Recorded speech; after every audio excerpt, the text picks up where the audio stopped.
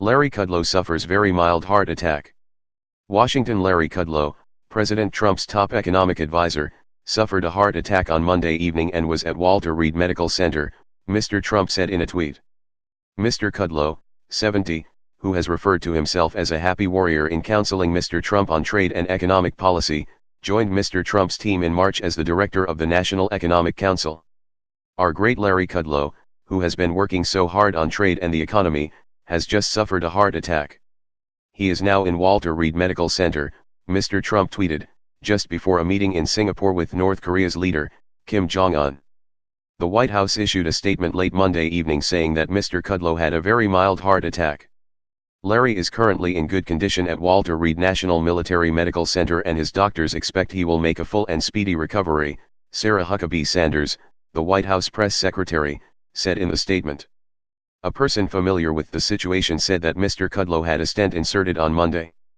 Mr. Kudlow, a former CNBC commentator and Wall Street economist who has long championed free trade, has increasingly defended Mr. Trump's approach to trade policy, including his threat of tariffs. He did so most recently on Sunday cable news shows, where he defended Mr. Trump's war of words with Prime Minister Justin Trudeau of Canada after this weekend's fractious meeting of the Group of 7 industrialized nations. You have 4 free articles remaining. Mr. Kudlow, speaking Sunday on CNN's State of the Union, appeared to slur some words when discussing Mr. Trump's trade agenda after the Group of 7 meeting. Mr. Kudlow criticized Mr. Trudeau, saying the Prime Minister really kind of stabbed us in the back with comments critical of the United States in a news conference after the meeting. Mr. Kudlow had been homesick for part of the day on Monday. He did not respond to colleagues' calls and emails on Sunday, a rarity, and on Monday morning, a National Economic Council meeting was unexpectedly cancelled. Colleagues said they had grown worried about Mr. Kudlow in recent days, particularly after a White House briefing last week, before the Group of 7 meeting, in which Mr. Kudlow appeared visibly tired and uncharacteristically frail.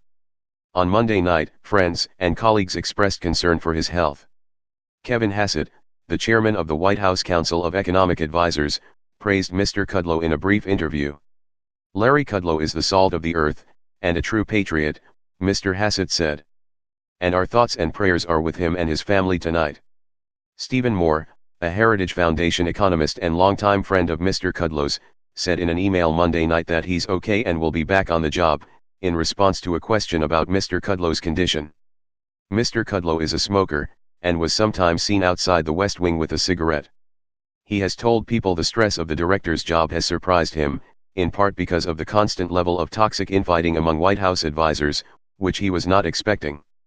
Mr. Kudlow dove into the job with gusto, taking on a wide portfolio that included the president's roller coaster trade agenda, including on-again off-again tariff threats against China, Mexico, Canada, the European Union and others, and denuclearization negotiations with North Korea. But in recent days, he has complained of exhaustion to friends and reporters, while stressing how much he loved the job. A disciple of the supply-side economic theories of the economist Arthur Laffer, and a Catholic, Mr. Kudlow struggled with drug and alcohol addiction in the early 1990s while chief economist at the Wall Street firm Bear Stearns.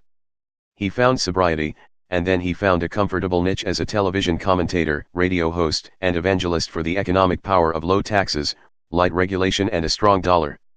He was an early fan of Mr. Trump's presidential campaign, and he helped shape its tax plan, along with Mr. Moore. After Mr. Trump's election, Mr. Kudlow was a loud and frequent champion of the tax cuts that Mr. Trump signed into law in December. He's an optimist, he's a markets guy, he always says profits are the mother's milk, James Pethokakis, a columnist for the conservative American Enterprise Institute, said when Mr. Kudlow was picked for the National Economic Council job. When markets are firing and growth is strong, he said, that is energizing to him. Mr. Kudlow replaced Gary D. Cohn, who resigned over objections to Mr. Trump's tariffs. But the choice of Mr. Kudlow was widely seen as a positive sign for the free trade wing of the Republican Party and as an indication that Mr. Trump wanted to refocus his message on the strength of the economy and the $1.5 trillion tax cut plan before the midterm elections.